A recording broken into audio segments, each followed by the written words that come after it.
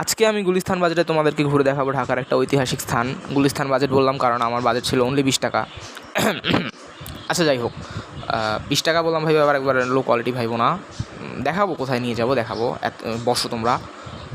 So আমি হাঁটতেছি রাস্তা দিয়ে হাঁটতেছি। এর মধ্যে অনেক মানুষ ছিল রাস্তায়, সবাই আমার দিকে কীভাবে জানি তাকাইছিল, ভাবতেছিল এই পাগলটা কই যেতেছে। আচ্ছা যাই হোক, সবার কথা বাদ দিই, সোজা হাঁটতেছি। এর মধ্যে আমার মামার সাথে আমার দেখা হয়ে গেল। তো মামার দিকে আমি একটু ক্যামেরা জুম আউট করলাম। একটা না, আমার দুইটা মামা ছিল, কিন্তু মামারা আমার আলটিমেটলি পাত্তা দেয় নাই। আচ্ছা যাক, মামারা মামার মতো যাক, আমি আমার মতো যাই। সো আমি আমার মতো হাঁটতেছি।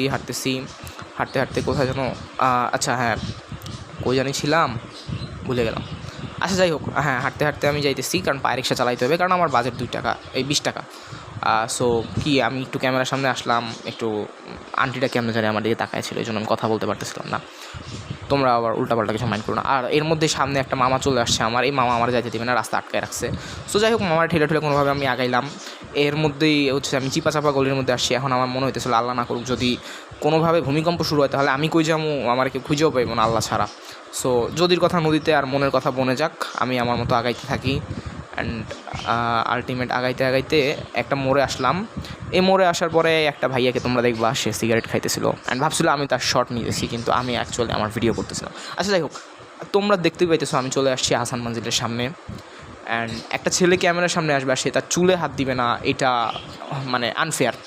সো যাই হোক, আমি আমার চুল আর চেহারা দেখাইতে তোমাদেরকে আহসান মঞ্জিলের একটা শর্ট ভিউ দেখাইলাম। অ্যান্ড এদিন আমি এখানে অনেক সুন্দর ছবি তুলছিলাম। এই ছবিগুলো যদি তোমরা দেখতে চাও